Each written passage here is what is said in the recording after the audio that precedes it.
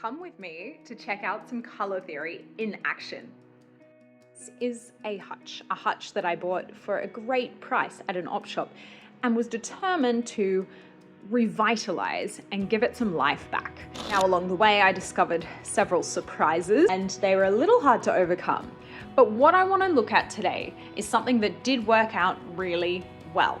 So I'm using this piece a little bit like a test at the moment, just to see what works, knowing that we can always sand.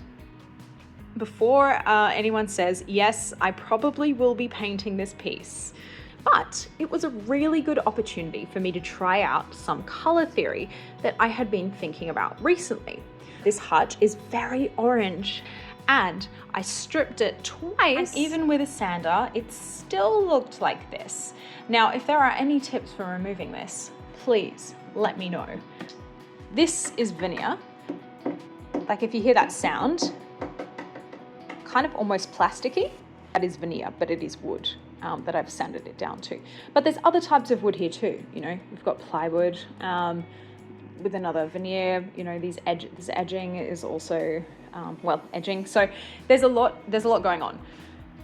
So it's a prime candidate, in my opinion, for painting, but color theory. Take a look at this. It looks tan, it looks maybe white. What color, seriously, do you think that I used to get it looking like that? I was shocked. It's a green. It's a green with a slightly white wash over the top. So there's 2 layers of wash here. If you come in a little closer, you can actually see some of this green here. It hasn't had a wash over the top of it yet. I was sort of testing out that white wash down here. Look at this color. Now, that area was basically the same as here. A little bit less of these orange patches, but still really orange. And so why and how on earth did this magic work? Basically, it all comes down to color theory.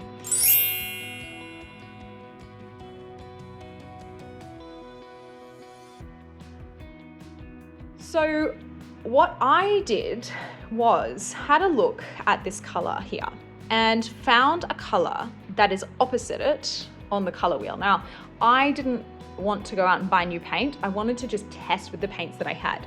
So the first thing that I did was to try and use a kind of blue tone white.